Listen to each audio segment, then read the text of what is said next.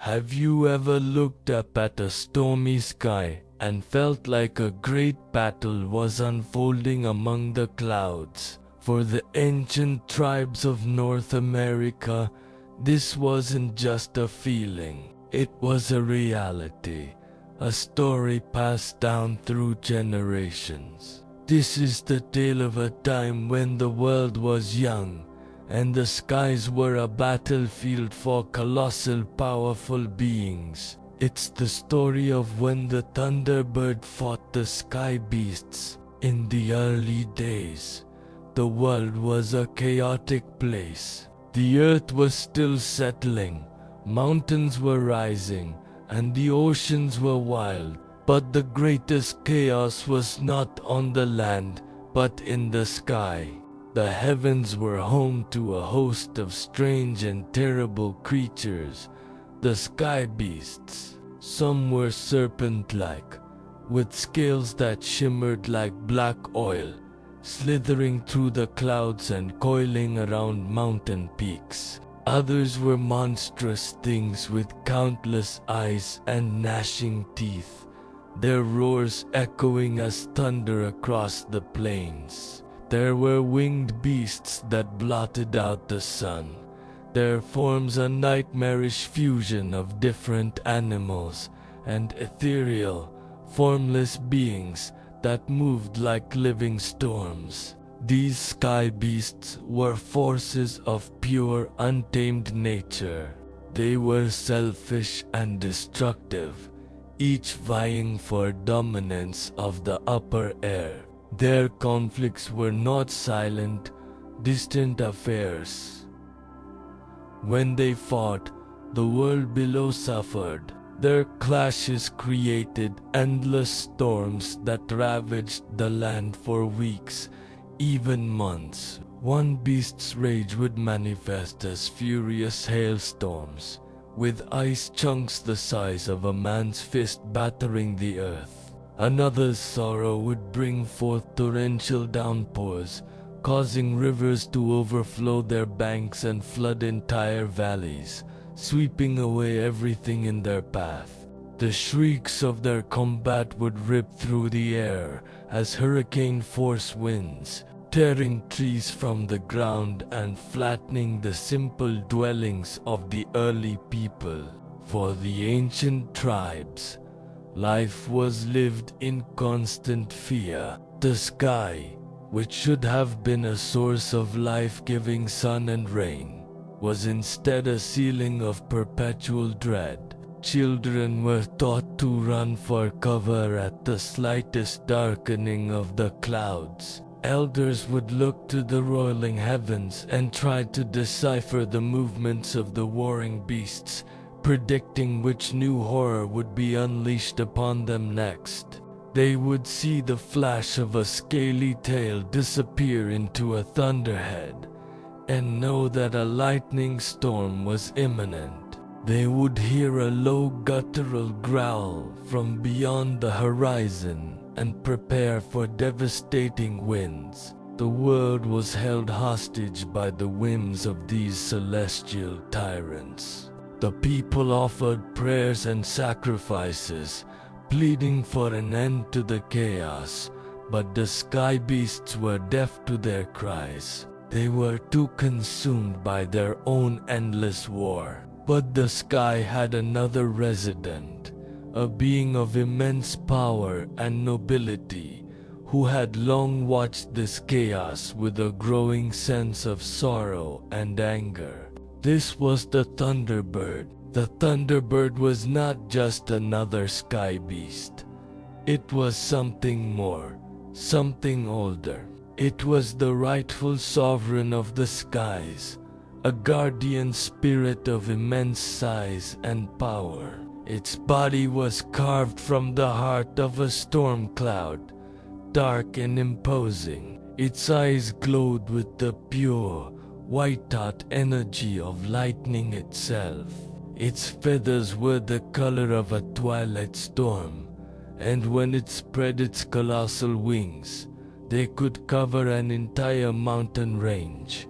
The beat of these wings was not just wind, it was the deep, resonant clap of thunder that could shake the very bones of the earth. For a long time, the Thunderbird had remained aloof, a silent observer. It believed that the chaos of the sky beasts was a natural part of the world's becoming, a wildness that would eventually tame itself. But as it watched the destruction below, as it saw the fear in the eyes of the people and the scarring of the land, it knew it could no longer stand by. The balance of the world was at stake. The sky needed a ruler, a leader to bring order to the chaos. The Thunderbird's purpose became clear. It would not just join the fight, it would end it, with a cry that was both a challenge and a promise. The Thunderbird rose from its roost high in the most inaccessible peaks. It ascended into the heart of the storm, its form a beacon of righteous fury. The sky beasts, momentarily stunned by the sudden declaration of war, turned their attention from each other to this new, powerful threat. The endless, chaotic brawls of the past now focused into one single, cataclysmic war. The sky beasts against the Thunderbird. What followed was the greatest battle the world had ever known. The sky became a canvas of elemental fury. The Thunderbird was a master of the storm. It would dive through the clouds, lightning arcing from its beak and talons to strike down its foes. It would summon gusts of wind with a single flap of its wings, sending the lesser beasts spiraling out of control.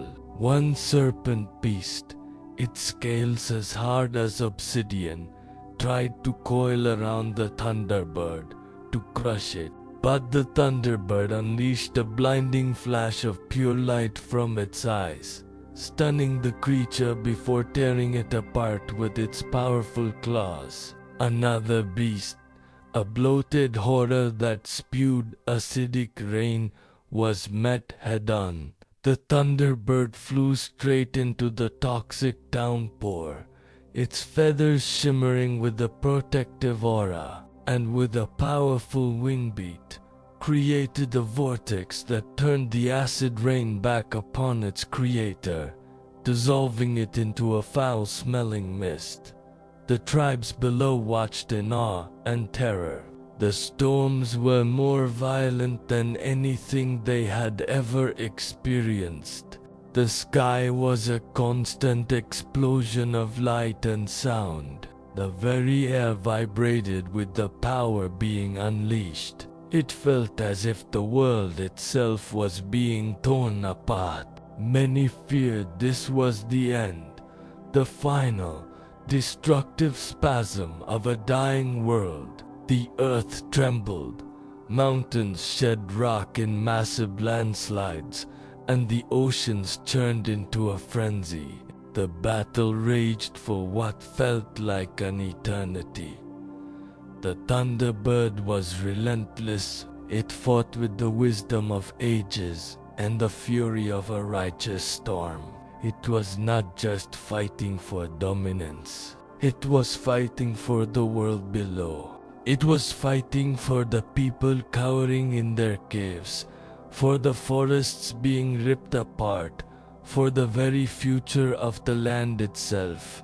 One by one, the great sky beasts fell. Some were cast down from the heavens, their bodies crashing into the earth and creating deep scars, canyons, and strange rock formations that we can still see today. Others were simply unmade, their chaotic energy dispersed back into the atmosphere, their forms dissolving like mist in the morning sun. Finally, only the most powerful of the sky beasts remained, a creature of pure shadow and wind, a being that was the very embodiment of the sky's chaotic heart. The final confrontation shook the foundations of the cosmos. The Thunderbird and the Shadow Beast clashed in a maelstrom of light and darkness. For a moment, the sky went completely black as the Shadow Beast tried to consume all light. But from the center of that darkness, a brilliant light erupted. The Thunderbird had channeled all of its power, its very life force, into one final, definitive strike. A bolt of lightning, brighter than 1,000 suns, pierced the heart of the shadow, and with a sound that was not thunder but silence, a vast, empty silence that swallowed all other noise, the last sky beast was gone. In the aftermath, a profound quiet fell over the world. The endless storms ceased. The roiling angry clouds began to part. For the first time in memory, the people saw a clear, calm sky. A gentle rain began to fall. Not the furious downpour of the sky beasts, but a soft, cleansing shower that washed the dust and fear from the land. This was the Thunderbird's gift, a rain of renewal and peace.